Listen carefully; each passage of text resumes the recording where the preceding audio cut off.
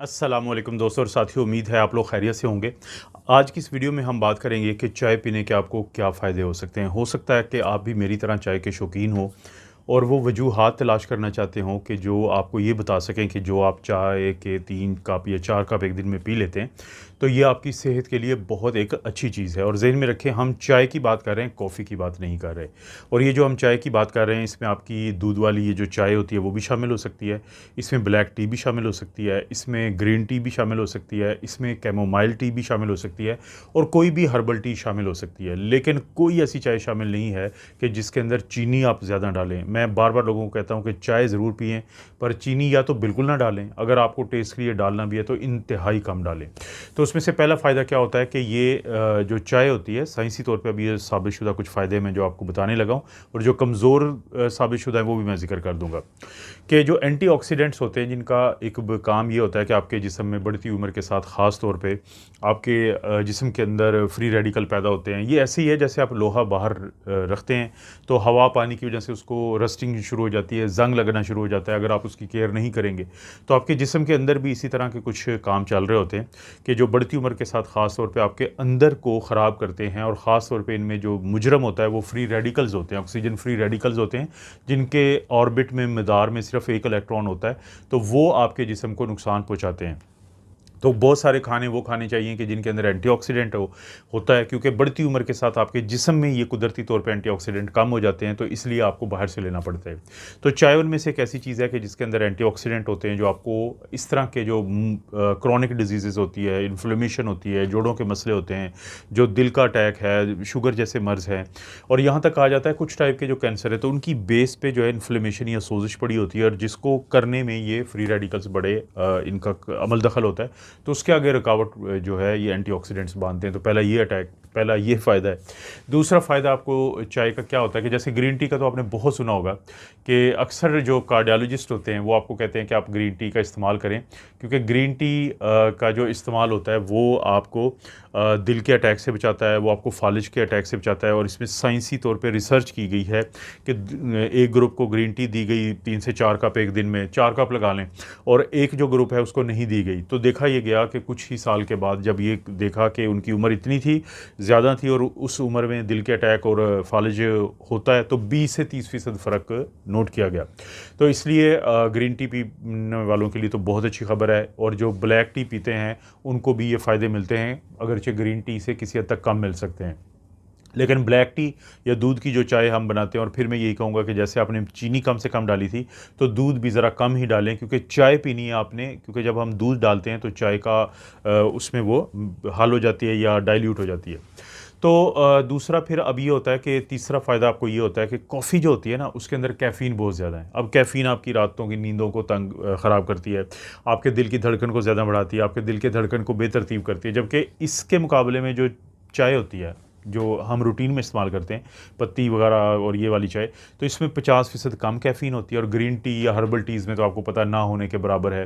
तो जिसकी वजह से वो लोग जिनको कॉफ़ी से डराया जाता है कि ठीक है आपके दिल को फ़ायदा हो सकता है, लेकिन इससे आपके दिल की धड़कन भी बढ़ सकती है, इर्रेगुलर हो सकती है, बेतरतीब हो सकती है, बेचैनी हो सकती है, रात को आप जो हैं वो हो सकता है कि आपकी नींद पूरी ना हो, तो उनके लिए अच्छी खबर है कि इसमें कैफ़ीन कम है। यहाँ तक आप देखें कि बहुत सारे समझदार लोग रात को सोने से पहले घंटा 2 घंटा पहले भी कोई जो चाय पीते हैं, वो उन्होंने इस तरह से तरतीब दी होती है, क्योंकि हम साइकोलॉजिकली चाय के साथ अटैच हो चुके होते हैं, तो वो उस वक़्त कम चाय और दूध ज़्यादा डाल के वो थोड़ा रिलैक्स भी रहते हैं कि उन्होंने चाय पी है, जो साइकोलॉजिकल मैं आपको बता रहा हूँ, और उसका नुकसान भी कोई नहीं होता नींद की ख़राबी की शक्ल में। तो ये भी एक फ़ायदा है अगर आप चाय पीते हैं।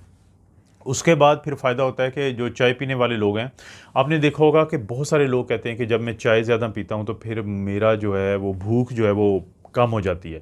कभी आप ये खुद भी आप ये आज़मा के देखें कि जब आपको शदीद भूख लगी हो तो आप उस वक़्त चाय पी लें, क्योंकि चाय के अंदर कुछ ऐसे कंपाउंड्स होते हैं कि जो आपको भूख लगने वाला हार्मोन होता है, जो जिससे आपकी भूख जो है वो तेज़ होती है, तो उसको वो कम कर देते हैं।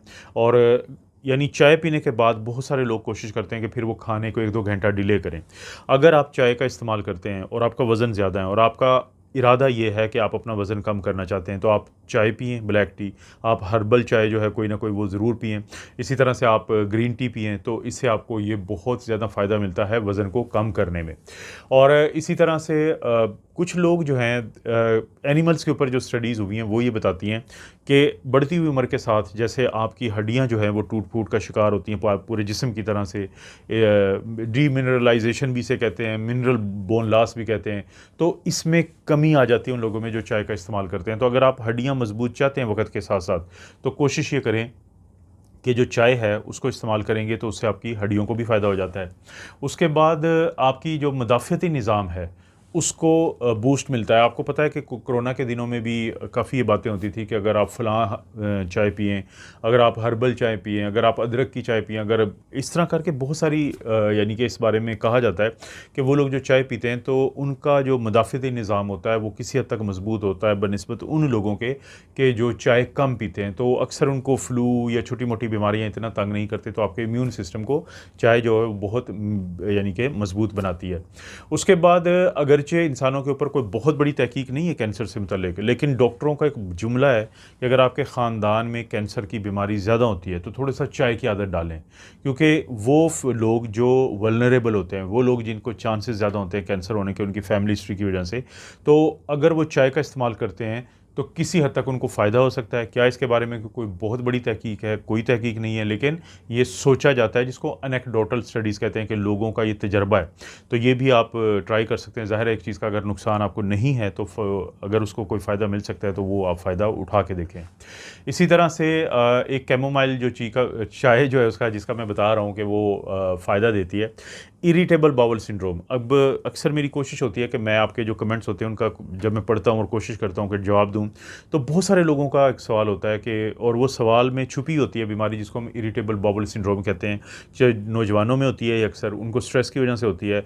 कभी उनको मोशन लग जाएंगे, कभी उनको कब्ज़ हो जाएगी, पेट में अजीब सी गड़बड़ रहती है, दर्द रहता है, वो बड़े परेशान होते हैं। डॉक्टरों के पास जब जाते हैं तो वो उनको कोई ना कोई ऐसी दवाई लिख देते हैं कि जिसका फ़ायदा हो भी सकता है, नहीं भी होता, क्योंकि ये एक ऐसी बीमारी जो तंग करती रहती है। तो जो कैमोमाइल चाय आपको मार्केट से मिल जाएगी, अगर आप उसको इस्तेमाल करते हैं या कोई भी हर्बल या ग्रीन टी वगैरह इस्तेमाल कर सकते हैं, तो इस तरह के लोगों को फ़ायदा होने के चांसेस काफ़ी ज़्यादा होते हैं। और सबसे आखिर में बाज़ औक़ात हम एक ऐसी चीज़ ढूँढ रहे होते हैं कि जिससे हमारा टाइम भी गुज़र जाए और हम बहुत ज़्यादा कैलोरीज़ भी ना लें। और यकीन मानिए ये सिर्फ़ मोटापे का शिकार लोग नहीं करते, वो लोग जो वेट कॉन्शियस होते हैं, जो चाहते हैं कि उनका वज़न ना बढ़े, और इसी तरह से वो कुछ उनके बिज़नेसेस ऐसे होते हैं कि वो चाहते हैं कि उनकी तोंद बाहर लटकी हुई ना नज़र आए, टेढ़ी जिसको हम पंजाबी में कहते हैं, वो बाहर ना नज़र आए। तो वो फिर चाय की अगर उनको आदत डल जाए, कोई दिन में 3 से 5 वो अगर चाय के कप पी लेते हैं, तो इसमें कैलोरीज़ क्या होती है, अगर आप शुगर नहीं डालते और बिल्कुल मुनासिब सा दूध इसमें शामिल करते हैं, तो इसमें कैलोरीज़ ना होने के बराबर है। एक ऐसी चीज़ जो आपको कैलोरीज़ दे रही है, एक ऐसी चीज़ जो हाइड्रेटिंग है। क्या आप देखें, अगर आपने दिन में 1 कप पीते हैं 250 ml का या 200 ml का लगा लेते हैं कि आपने पीना है, तो अगर आप 4-5 कप पी लेते हैं, 1 लीटर के करीब जो है वो आपको पानी यहाँ से मिल जाता है। तो एक दिन में आपको 2 से 3 लीटर चाहिए होता है, तो हाइड्रेशन आपको अच्छी मिलती है चाय पीने से। तो दोस्तों ये वो चाय के फ़ायदे हैं जो आपको बताएंगे इस बात को कि अगर आप चाय पीते हैं तो आपको ये फ़ायदे हो सकते हैं। बाज़ औक़ात लोग एक इतराज़ करते हैं कि आपकी बाज़ वीडियोज़ हक़ में होती हैं, बाज़ किसी चीज़ के ख़िलाफ़ होती है। मैं हमेशा कहता हूँ कि हम सिचुएशन की बात करते हैं, वो चीज़ बुरी नहीं होती शायद। जैसे पानी मरीज़ों के लिए अच्छा है, लेकिन जिनको दिल के अटैक हुए होते हैं, जिनका दिल कमज़ोर होता है, जिनको गुर्दों की बीमारी होती है, जिनको जिगर की बीमारी की वजह से पानी पड़ा होता है पेट के अंदर, तो हम उन्हें हमेशा कहते हैं कि आपने 500-700 ml से ज़्यादा नहीं लेना, कम से कम लें। और जिनको ये मसले नहीं होते या एक छोटे-छोटे स्टोन बने होते हैं, उनको हम कहते हैं बहुत ज़्यादा पिएँ। वही स्टोन जब बंदिश कर देते हैं तो हम कहते हैं पानी कम कर दें। तो कोई चीज़ अच्छी बुरी नहीं होती, हालात के हिसाब से और सिचुएशन के हिसाब से उसका जो इस्तेमाल होता है वो अच्छा बुरा हो सकता है। इस तरह की वीडियोज़ मैं बनाता रहता हूँ। वीडियो को लाइक करें, चैनल को सब्सक्राइब करें। कोई वीडियो अच्छी लगती है तो दोस्त रिश्तेदारों से शेयर करने के लिए नीचे ऑप्शन है, उसको ज़रूर इस्तेमाल करें। आप अपना और अपनी फैमिली का ख्याल रखें। अल्लाह ताला आपको और आपकी फैमिली को हर किस्म की बुराई, बीमारी और आज़माइश से महफूज़ रखे।